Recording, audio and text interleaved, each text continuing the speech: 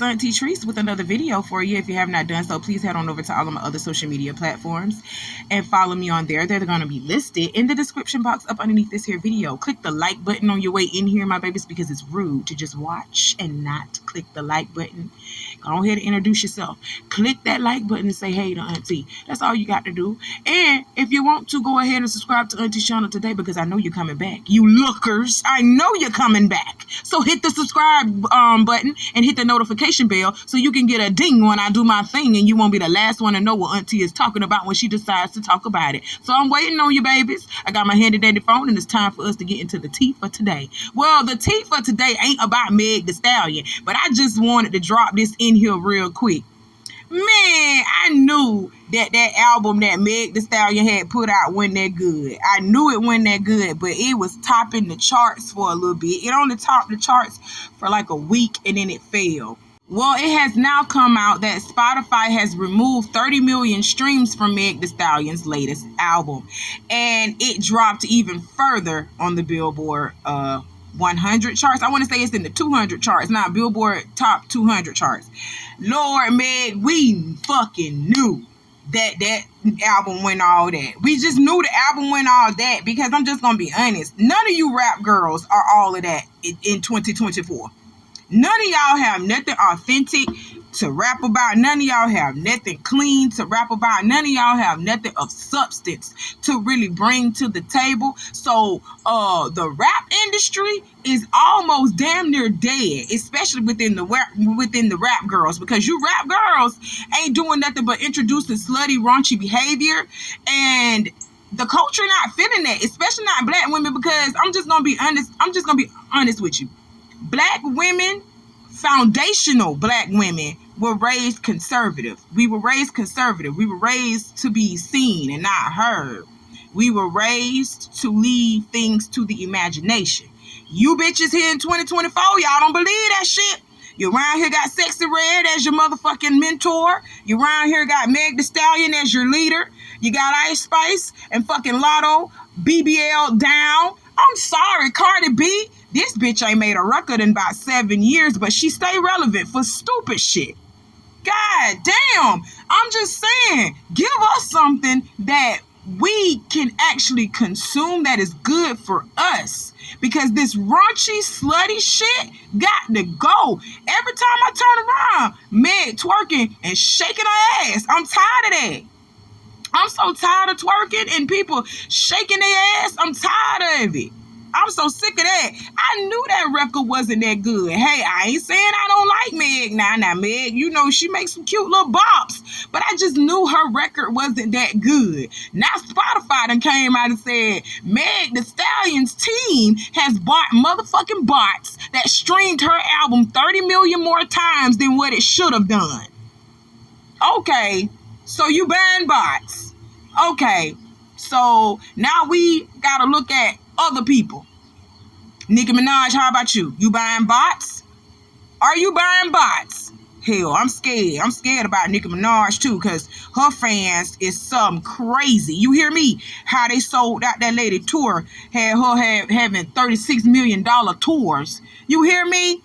Yeah, I want to know who else over here paying for bots. Cardi B, you paying for bots? Quiet as it's kept, they say you was going through a little payola thing too, and I'm not finna sit over here and say you wasn't, because I do believe you are, because this new music that you're putting out now is just garbage. It's just mediocre shit, and you shaking that little diaper booty. That's it. I'm tired of you bitches with BBLs, and I'm tired of y'all shaking your ass. I'm tired of it. That's it. That's all. Meg the Stallion, baby, do better. Do better, because now it's starting to make me look at you sideways. Like, bitch, you a sneaky bitch. You a sneaky, underhanded bitch. So if you right here buying bots to, you know, boost your record sales, was you telling the truth about that whole Tory Lanez situation? All right, now I'm trying to tell you, that's how that shit work. You start telling lies about other shit, people start to want to dig into your life and see what else you're lying about. You understand? I got a good little feeling that you're lying about Tory, though. And I think Kelsey was the one that powed you. I'm just gonna be honest. But yeah, Meg, do better, baby. Do better. What have we learned from this? Get in the booth and be more creative than what we're doing. stop shaking ass and provide something with substance. That's all you need to do. That's it. That's all. Let's move on to why we're really here, okay? So, you guys, we are here to talk about Tariq Nasheed's Microphone Check, The Hidden History of Hip Hop, okay? It was a documentary film created by Tariq Nasheed, and he released it on Amazon and the Conquistadors. Yes, I did say Conquistador. We're going to get into what I mean by Conquistador. We're going to talk about some history, okay? So hit that like button in advance.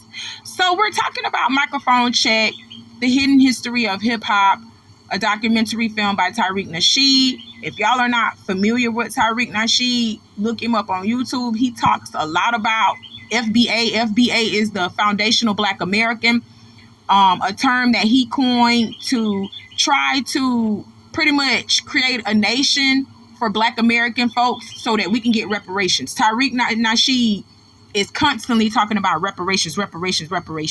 In a way, I'm going to be honest with you guys. I do believe that we deserve some form of reparation, but not in the way that Tariq Nasheed is saying it. You know what I'm saying? Tariq Nasheed is looking at money. No, we deserve reparations in the form of land and resources. That's what we need reparations in. Fuck that money, because we can generate money. You understand what I'm telling you? Money ain't really real. We can generate that. You understand what I'm telling you? If we put our resources together and form our own Black American community without the help of the American government, you understand what I'm saying? We can get some stuff done. You understand? We did it once before and they tore that shit down. Should I name some places? Lake Lanier. That was an all-black town before they sat over there and ran us up out of it. Rosewood, all black. Tulsa, all black. Oh, yeah, it's a bunch of neighborhoods that I can tell y'all about that you don't see nothing but white folks now. But before them white folks and them Puerto Ricans and Hispanics settled there, it was a whole bunch of black folks that was there. And they ran us up off of our land using the Ku Klux Klan, using fear-mongering, using scare tactics. And they came in and they squatted on our land. That's why there's such things called as squatter rights, because of these white folks that came over here and colonized. They have squatter rights over America. They came over here and they colonized. The conquistadors, you're part of that. Y'all came over here and colonized. Actually, it was the Spanish and the Dutch and the French that was coming over this bitch, trying to take over. Y'all literally got together and said, you know what? We don't like each other, but we want this land. So we're going to work together to get this land. And that's exactly what y'all did. Snatched it right up on out of our faces. Snatched it from right up underneath our noses, just like you're trying to do with hip hop, just like you did with country, just like you did with pop, just like you did with jazz. Y'all came in and said, oh, this is a good thing. I like that. I want it. That's what you said, instead of saying, oh, this is a good thing. I like it. You people, y'all doing this. Can you show me what is going on so I can take it back to my people? Not try to take from us. Not try to take from us and then say that y'all originated it. No, the fuck you didn't. I'm looking at a lot of Puerto Ricans and Jamaicans sitting over here saying y'all originated hip-hop, that hip-hop came from y'all. No, the fuck you didn't. Because if hip-hop came from y'all, why isn't when we go over to Puerto Rico, we don't hear a lot of hip-hop? We don't hear a lot of hip-hop. You want to know what we hear?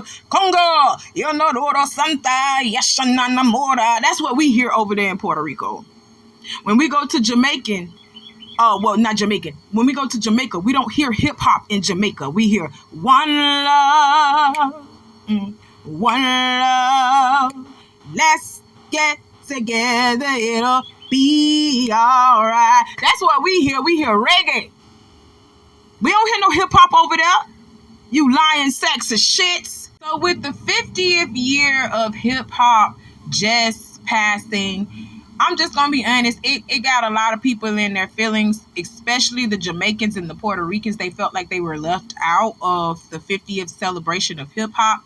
They felt like they weren't mentioned, and they felt like they were underrepresented. Just like the essays the Chicos did at Kendrick Lamar Juneteenth concert.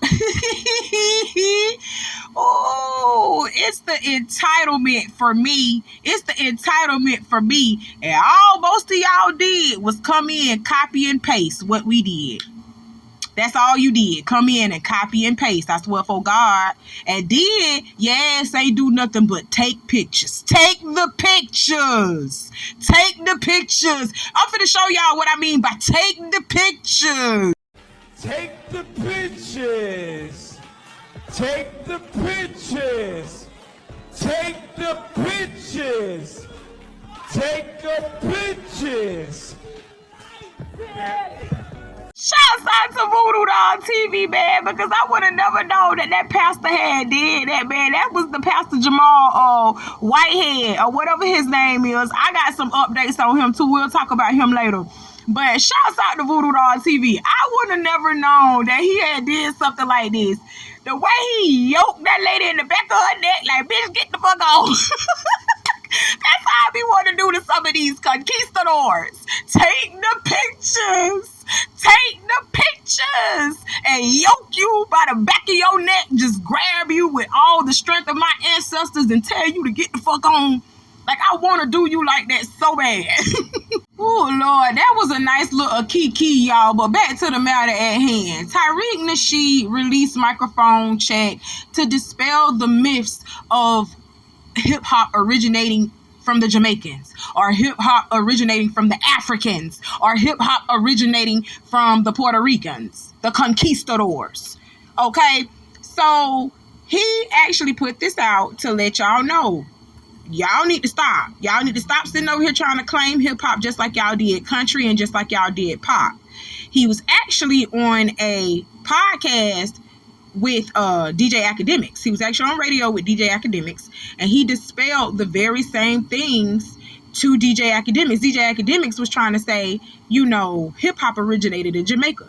DJ Academics is what? A Jamaican. Busta Rhymes, he was trying to credit that. Busta Rhymes, sit your big chimney throat ass down. You understand what I'm telling you? Sound like a smokestack in your fucking throat.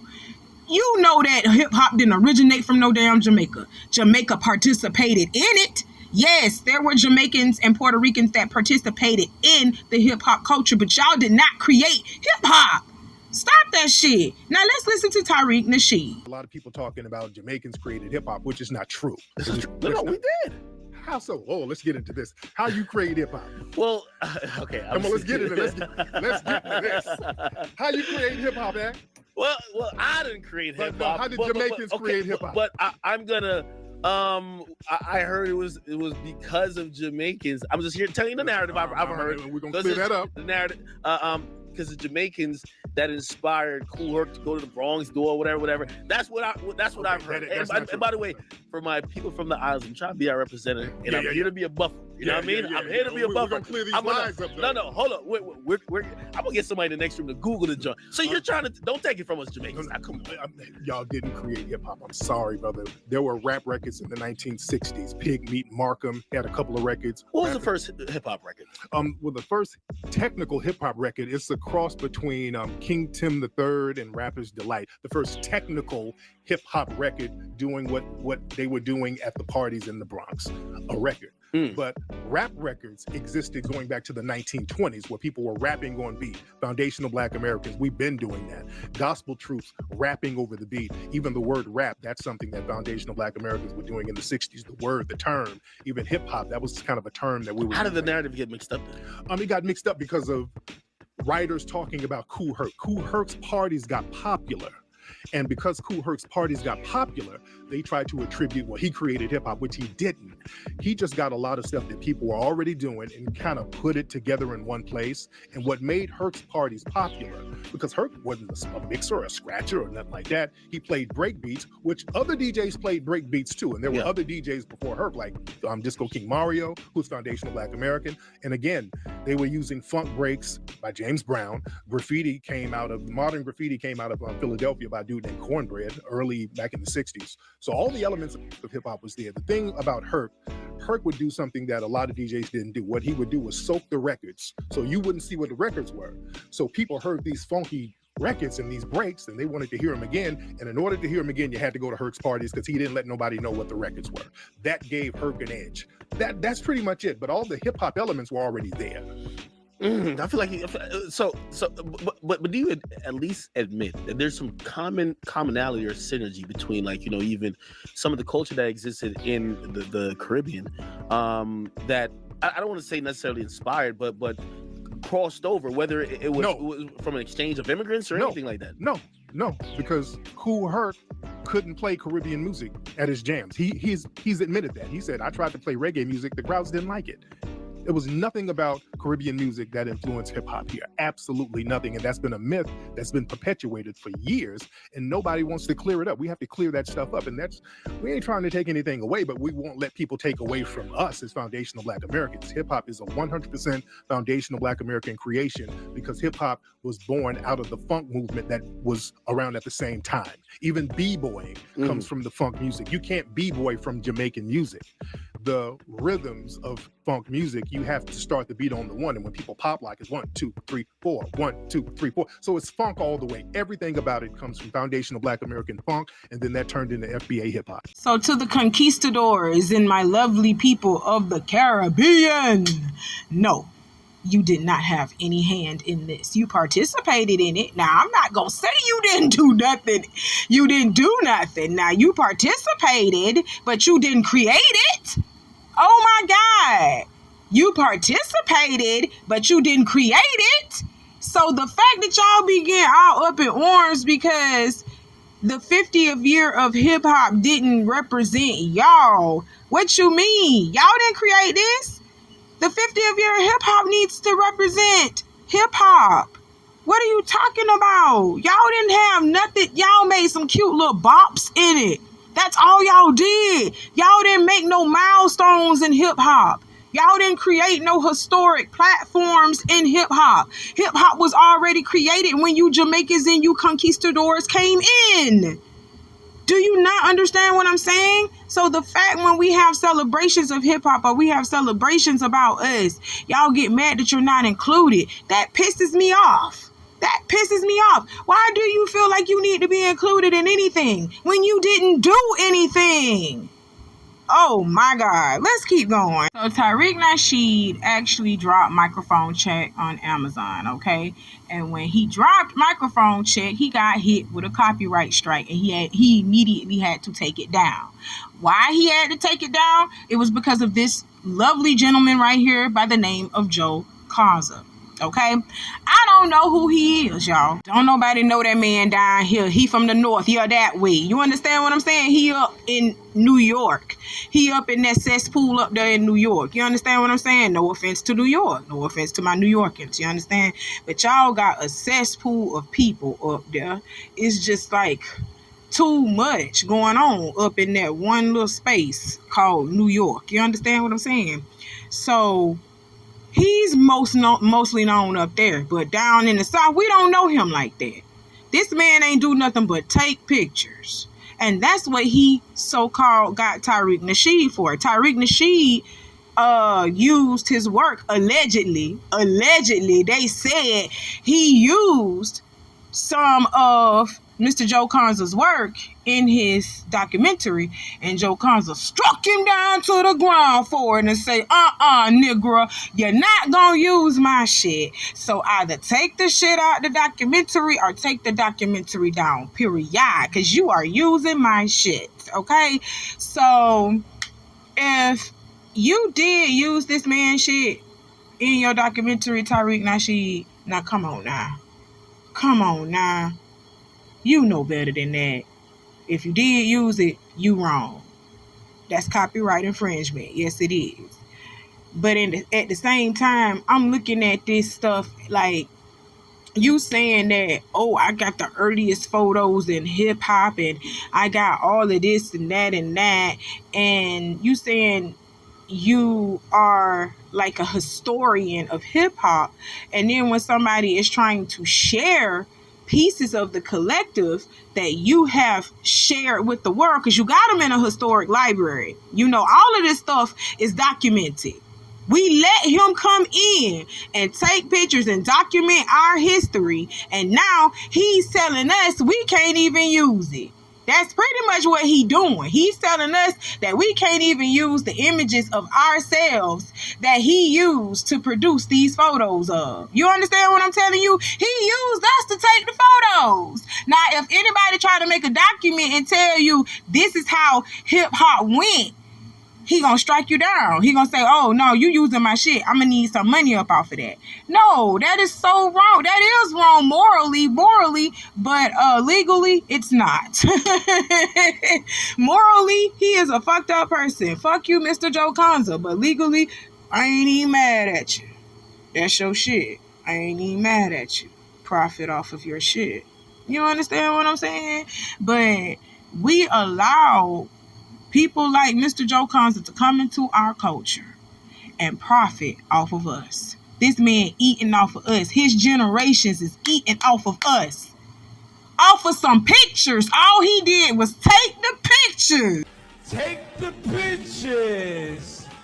Take the pictures. Take the pictures. Take the pictures. Boy, let's get into this letter, though, that Mr. Joseph Conzo sent to Tariq Nasheed, his little cease and desist letter.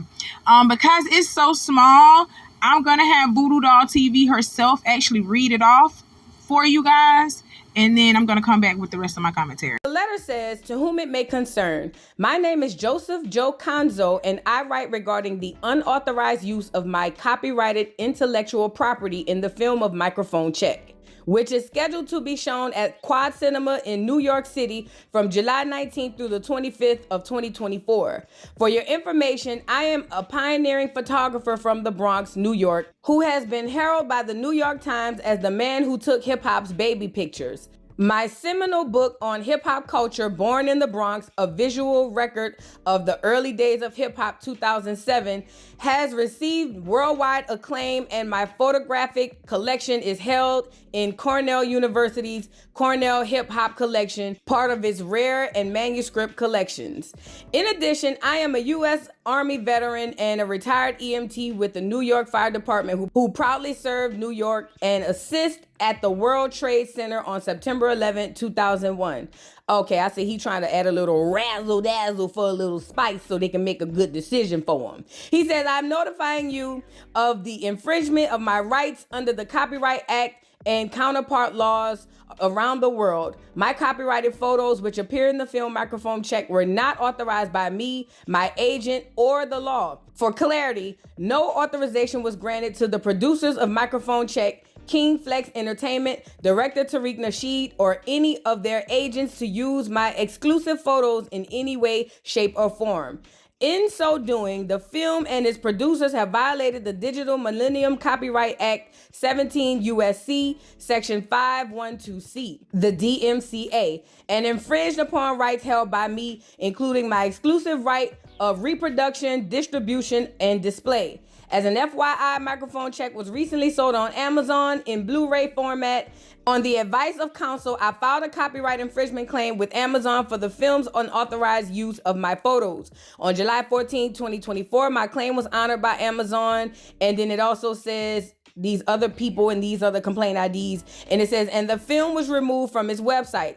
It is worth noting that this film also infringes on a number of intellectual properties held by my contemporaries, including iconic New York-based photographer Martha Cooper, Ernie Panicillo, and Henry Chalfant. None of these people sound black. Black American, at least. Anyways, it says Chalfant is the producer of the seminal 1983 hip-hop documentary film Star Wars, and one of his prints is held in the collection of the Microphone Museum of Art in New York City. I kindly ask that Quad Cinema and Cohen Media Group cease and desist from showing Microphone Check on the aforementioned dates and on the grounds of multiple and willful copyright infringement. I am also seeking legal action against the film for its unlawful and willful use of my photos. In closing, I come from a very strong and ethical family. My late grandmother, Dr. Evelyn Lopez Anthony, aka the Hell Lady of the Bronx, was a legendary New York civil rights and education activist who famously protected the 1981 20th Century Fox film Fort Apache, The Bronx, for its biased depiction of minorities in the Bronx, and learned very early on to fight for my rights as a man of color. Oh God. And later on professionally.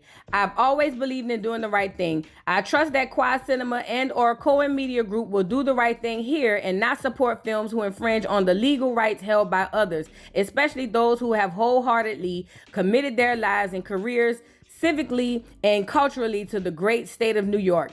Thank you in advance for your prompt attention in this matter, and please confirm receipts of correspondence as soon as possible. Signed, Joe Conzo. Okay, y'all heard that, and shouts out to Voodoo Doll TV because this is where the clip derived from. All I got to say to this is, Mr. Tariq Nasheed, if you use that man's shit, shame on you, okay? Shame on you if you use that man's shit, and that was very sloppy of you to do so, okay? So, yeah, if you did that, he has every right to do this. You know, legally, he has every right to do this. Morally, he's a fucked up individual. And I said that, Mr. Joseph Conzo. Now strike me down. You hear what I'm telling you? Y'all is crazy. These people is crazy. All he did was take some damn pictures of people that actually was creating hip-hop. And then now when foundational Black Americans try to use the very same photos that he created from us, that he took. Because Mr. Joseph Conzo, let me tell you something, and I'm going to move on from this. Why in the hell would you tell Tariq Nasheed, no, you can't use my photos for your documentary when you used us for your photos? If it wasn't for us, you wouldn't even have the fucking photos that you have. You eating off of us, Mr. Joseph Conzo. That's how you making your money. You eating off of us. You didn't do nothing but take fucking pictures. So you take pictures of us and our culture, and then a man of the culture, Tariq Nasheed, I don't give a fuck how, you know, because I'm going to play a clip where one conquistador says that Tariq Nasheed is not of the culture. Baby, no, you are not of the culture. Tariq Nasheed is inherently part of the hip-hop culture. You are not a part of the culture. But that's further on down in this video. But how dare you, Mr. Joseph Conzo, come into our culture and cosplay like you're one of us, talking about you're a man of color. No, yeah, you got to add that in there. Y'all are people of color when it's for convenience. You understand what I'm telling you? But history will show, and Auntie gonna show it too. History will show that you conquistadors actually fought to be called white. That's why when you look on some of y'all driver's license, what it say on it, white. Didn't I just show y'all that with Jocelyn Hernandez? Jocelyn Hernandez, she could sit right here and say, oh, I'm Afro-Latina, I'm black, blah, blah, blah, blah, blah, blah. That lady put white on her driver's license, and I bet you it's white on her birth certificate, because those Hispanics, those Caribbean folks, those conquistadors, they fought for the right to be called white. Oh, we're going to get into that history a little bit later too. Just stay with Auntie and follow Auntie. You understand what I'm saying? Just follow Auntie. But I'm very upset with Mr. Conzo because he used us to take them pictures. Now, if we try to use those pictures and try to show that we were the early people of hip-hop, that we actually, Black Americans, actually created hip-hop, you want to strike us down and say, oh, no, you will not use my pictures for that purpose. What? We will not use your pictures to tell the truth? It's in the fucking library. You already told us where you work at. So we can go to the freaking library and see for ourselves that the earliest forms of hip-hop were created from Black people. That's what y'all don't want us to say. Y'all don't want us to see that hip-hop was created for us, by us. Y'all ain't do nothing but participate in it. That's all you did. Get him. Oh, I'm so mad. Get this letter off of my screen. Here's his movie. We never No, know. it's not his. Listen, we never know. Okay. I don't know. I don't know because my thing is he's one of the main. So somebody had to give Tariq the okay to do this. He's outside of the culture. He's outside of the culture.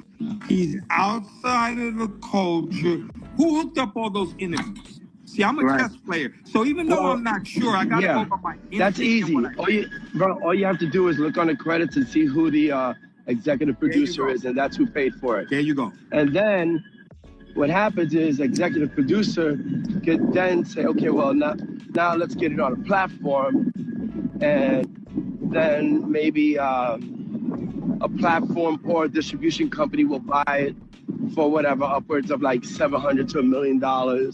You know, that's assuming that they didn't do good business. And like for me, I'm doing a doc. I'm owning the regional rights as well. Okay. I'm not selling it out because then you lose the money on licensing down the road, and that's your family legacy when it comes to money. Those are residuals. So, Those right, are the residuals. Yeah. So look, they're trying to make it like, oh, Joe's being petty. No, it's Joe's shit, and that's it. Like, come on. And if I loan you my car and I come back eventually to get it back, I'm not being petty. And it wasn't even a loan. You know, they just hijacked it, and they did it to quite a few people. And I'm gonna tell you right now, the next people up is that Breaking on the One. Explain a little bit more about that. Oh, I don't know. It's the same situation. So, Dave, Breaking on the One is a documentary that's streaming, I think, on Hulu. Just to be clear, there's a documentary streaming on Hulu, and it's about the legendary, I believe, battle between Rocksteady and was it Dynamic Breakers? Well, it's the one-sided version of the battle. You know, look, at the end of the day, those dudes were only in that battle because I chose them to be in it. It's not like they were, you know, Henry Chalfant came to both crews. I put them on. I put them on to be in Star Wars. It's his movie. It's the sense of entitlement for me. You understand me? It's the sense of entitlement for me.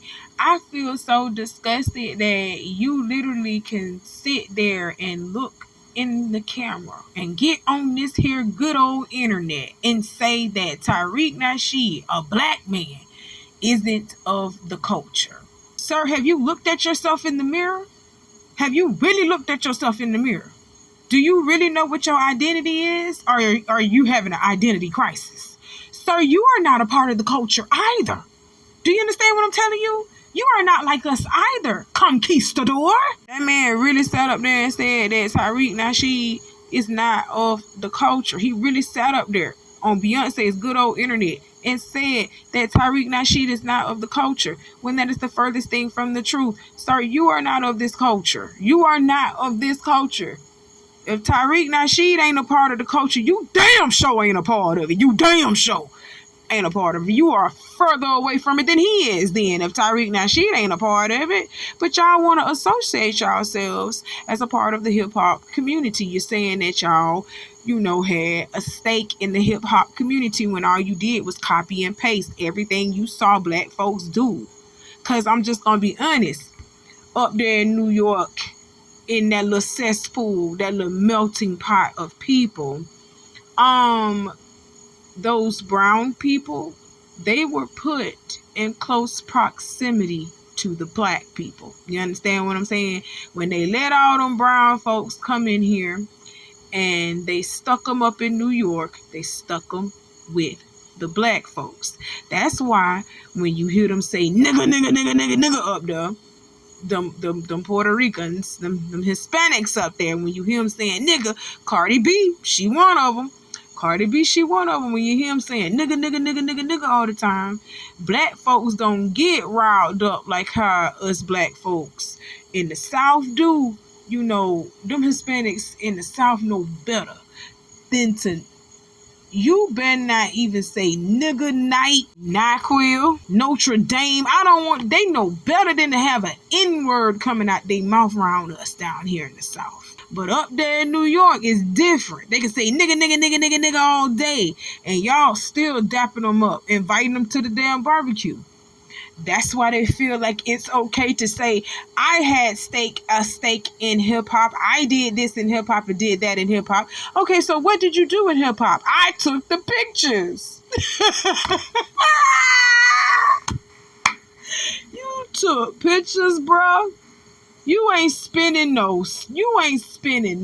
You ain't creating no beats. You ain't doing none of that. You literally copying and pasting and sampling our music and creating, your own little thing on it, creating your own little spin on it. You copy and pasted everything that we did.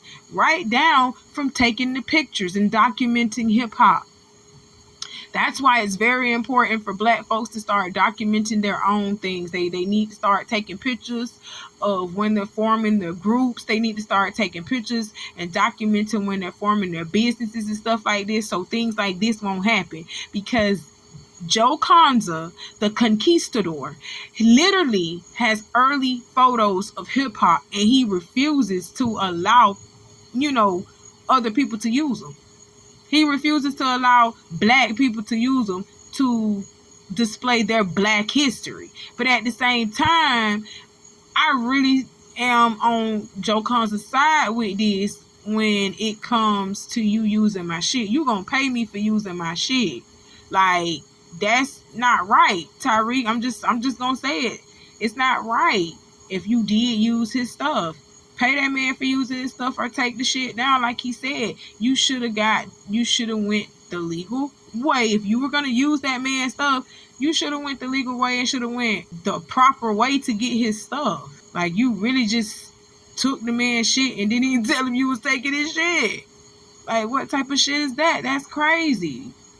But the fact that they feel so entitled to have a say over hip hop, to have a claim in hip hop, when all you did was take pictures. And I'm finna just let you know right now, some of y'all people is telling on y'all.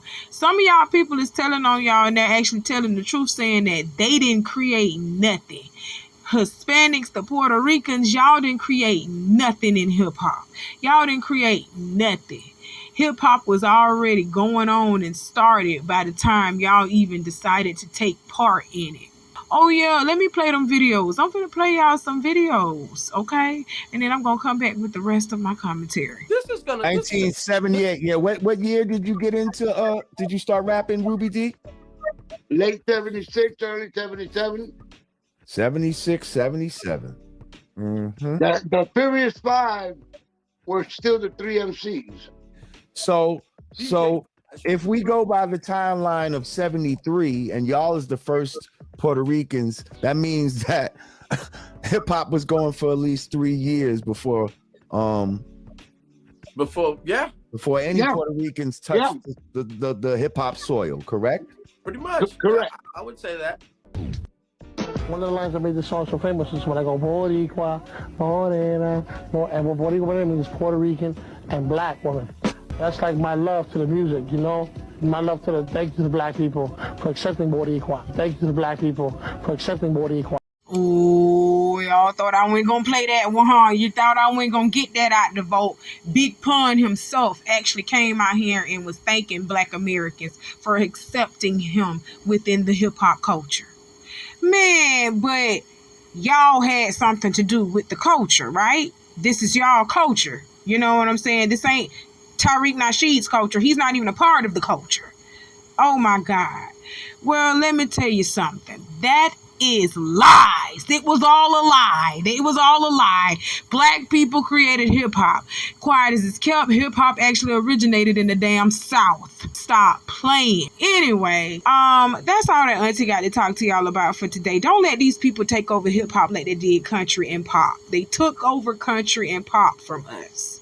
I'm going to play some videos further proving that Black Americans created rap and it did not come from no damn Africa or no damn Jamaica. And you Puerto Ricans, you Puerto Ricans, you Mexicans, you Hispanics, y'all sure didn't have nothing to do with it. You damn sure didn't have nothing to do with it, okay? If y'all haven't done so already, hit the like button on this video. Follow Auntie on all platforms. And I'll see y'all later, my babies. I love y'all, okay? Bye. Watch the rest of this video. You're gonna like it.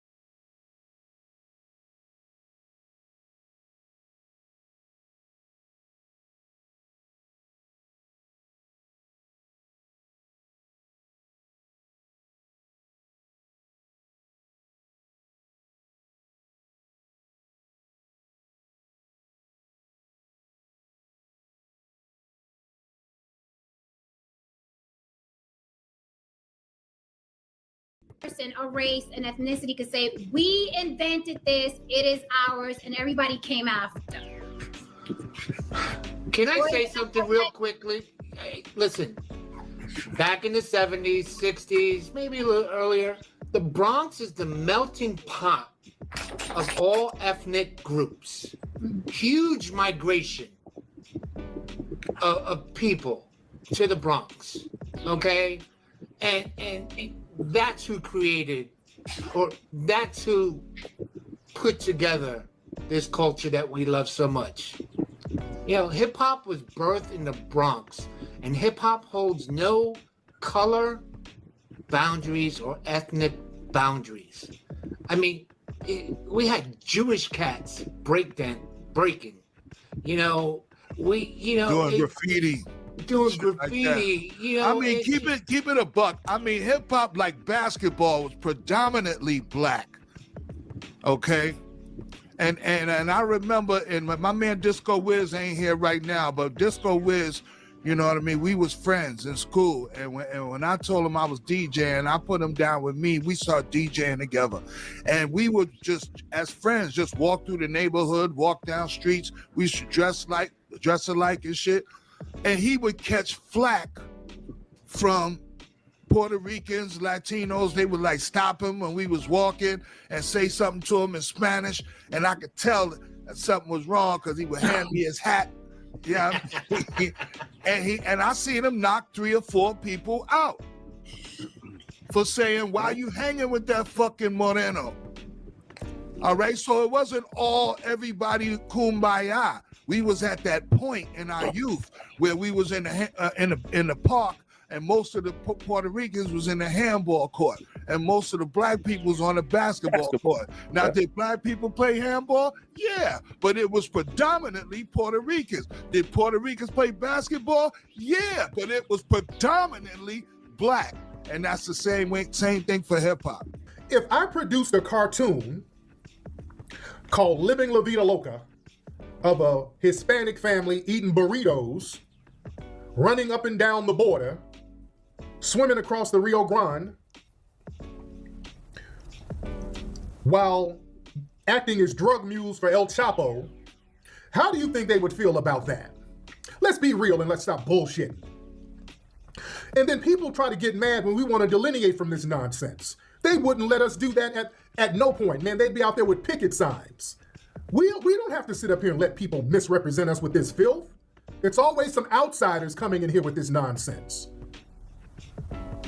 And then when we say, hey, we don't want y'all, I don't care about you being Afro, Latino, no, I'm black too. No. We can tell our own stories, man. We don't need you representing us. We don't need you representing us. Because you don't know the aesthetics of foundational Black American culture. All you know are the stereotypes that you and your little white buddies get to giggling and caca and kikiing about when we ain't around. You understand?